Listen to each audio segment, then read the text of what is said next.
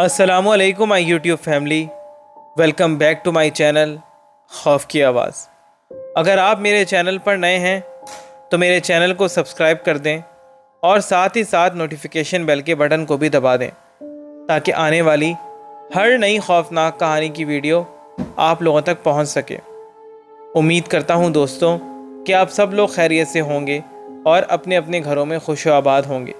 अल्लाह पाक हम सब को शैतानी मखलूक़ात के शर से महफूज रखें, आमीन सुम आमीन। तो चलिए बढ़ते हैं आज की कहानी की तरफ। दोस्तों, घर क्या होता है? घर वो होता है जहां हम अपने आप को महफूज महसूस करते हैं और बाहरी दुनिया का कोई खौफ नहीं होता है।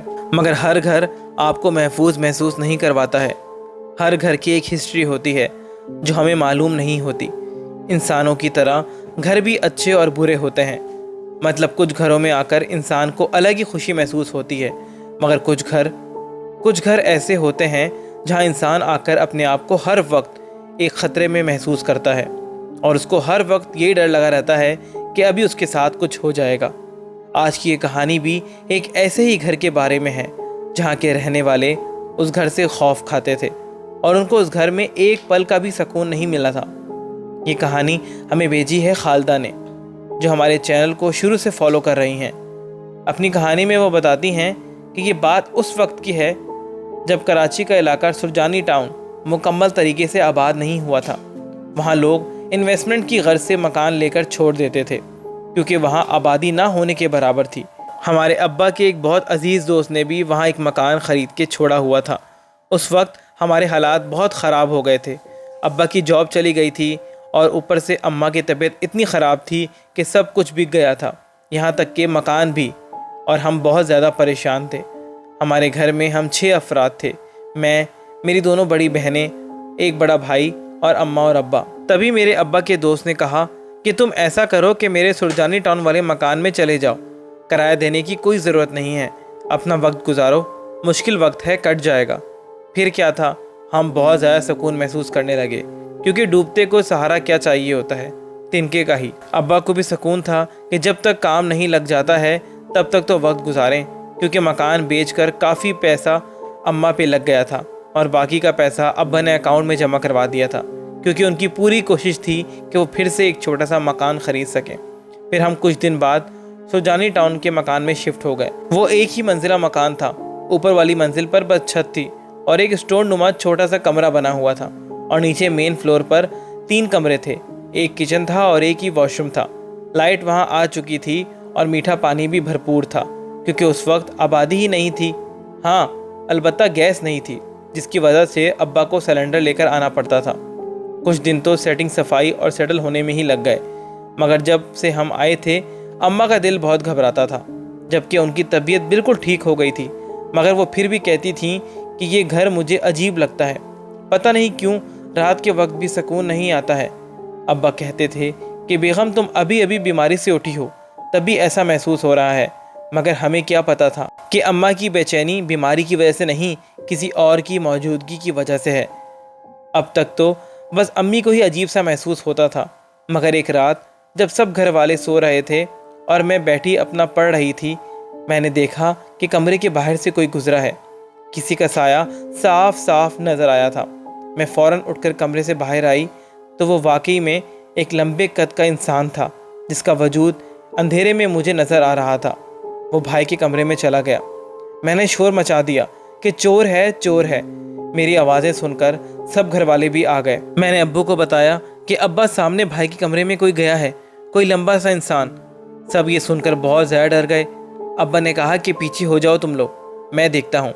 भाई अभी तक अपने कमरे में सो रहा था, वो बाहर नहीं आया था। अब्बा ने जाकर भाई का कमरा खोला तो अंदर चले गए और फिर जब बाहर आए तो कहने लगे, अंदर तो रेहान सो रहा है, बाकी कोई भी नहीं है। मैंने कहा कि नहीं अब्बा, मैंने खुद किसी को भाई के रूम में जाते हुए देखा था और मैं तब से यहीं खड़ी हूँ। अब्बा ने कहा कि अगर वो अंदर गया था तो फिर कहाँ गायब हो गया? कमरा तो पूरा खाली है, वहाँ कोई भी नहीं है। मैं परेशान हो गई थी, मेरा दिमाग काम ही नहीं कर रहा था कि ये सब अभी क्या हुआ है मेरे सामने। वो जो भी था भाई के रूम में गया था। अम्मी ने कहा, बेटा तो इतनी रात रात तक जागती है, पढ़ती है, सो जाया कर, वरना ऐसे ही ख्याल आते हैं। मैंने कहा, अम्मी में पढ़ रही थी और वो कोई ख्याल नहीं था, मगर सब ने कहा कि चलो अब ख़त्म करो इस बात को, कुछ नहीं होता है और अब सो जाओ। खैर वो बात तो वहीं ख़त्म हो गई। कुछ दिन बाद एक मर्तबा रात के वक्त लाइट चली गई तो अब्बा ने कहा कि चलो ऊपर छत पर चलकर सोते हैं, क्योंकि जून का महीना था, नीचे तो सांस तक नहीं ली जा रही थी और ये भी नहीं पता था कि लाइट ने आना कब है।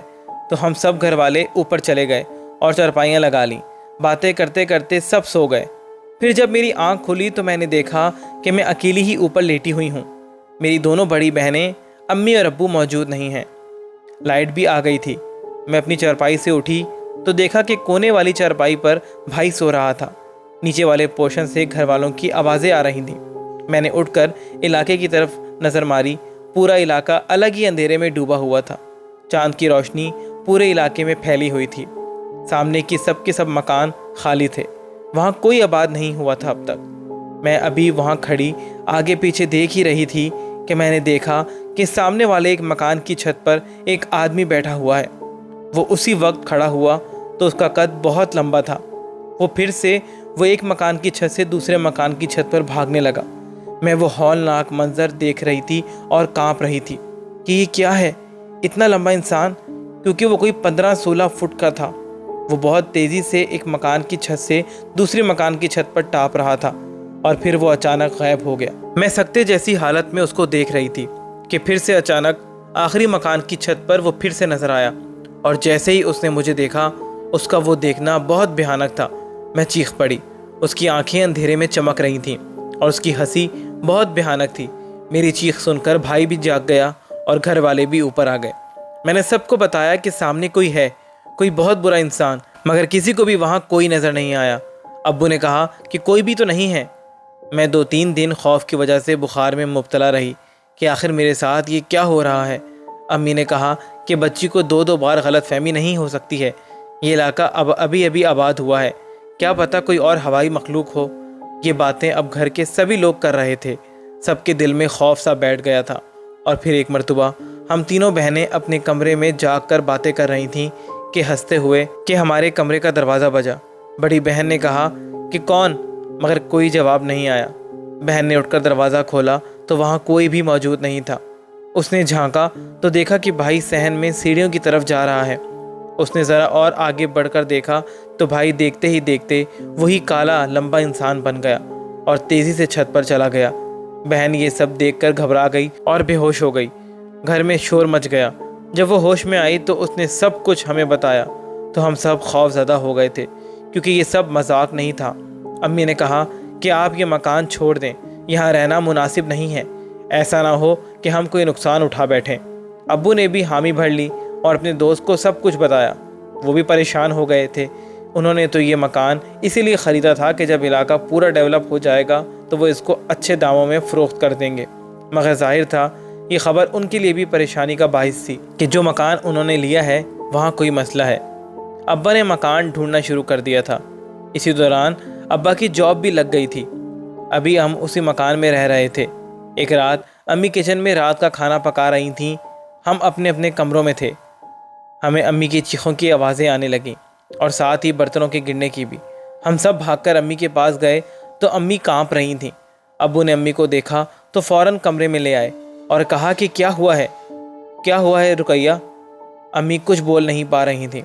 अब्बू ने पानी पिलाया और फिर पूछा कि रुकैया क्या हुआ है, तुम ठीक तो हो? फिर जाकर अम्मी ने बताया कि मैं किचन में खाना पका रही थी कि मुझे महसूस हुआ कि किचन के दरवाजे से कोई झांक कर मुझे देख रहा है। मैंने अचानक मुड़कर देखा तो वहाँ एक बिल्कुल काले रंग का इंसान बैठा हुआ था, जिसकी आंखें चमक रही थीं और उसके दांत मुंह से बाहर की तरफ थे और वो हंस रहा था। मैंने जैसे ही उस भयानक मखलूक को देखा तो चीखने लग गई। वो उसी वक्त वहाँ से उठा तो उसका कद बहुत ज़्यादा लंबा था और 2-3 छलांगों के साथ वो छत पर चला गया। मैं अब यहाँ नहीं रह सकती हूँ। वो बहुत भयानक था। हम सब तो ये सुनते ही रोने लग गए, क्योंकि अब ऑलमोस्ट सब ने ही उस भयानक मखलूक को देख लिया था। हम सब बहुत ज़्यादा डरे हुए थे। अम्मी ने कहा कि अम्मी की तरफ चलते हैं, वहीं से कोई मकान देख लेंगे। हमने फिर अगले ही दिन सब पैकिंग वगैरह की और वहाँ से निकल गए। बाद में सुना था कि अब्बा के दोस्त ने भी सब कुछ सुनने के बाद खौफज़दा होकर उन्होंने भी वो मकान बेच दिया था। ہم نے کچھ دن نانی کے گھر گزارے اور پھر ایک چھوٹے سے کرائے کے مکان میں شفٹ ہو گئے تھے، مگر وہ دن جو ہم نے اس مکان میں گزارے تھے وہ ہماری زندگی کے سب سے برے دن تھے۔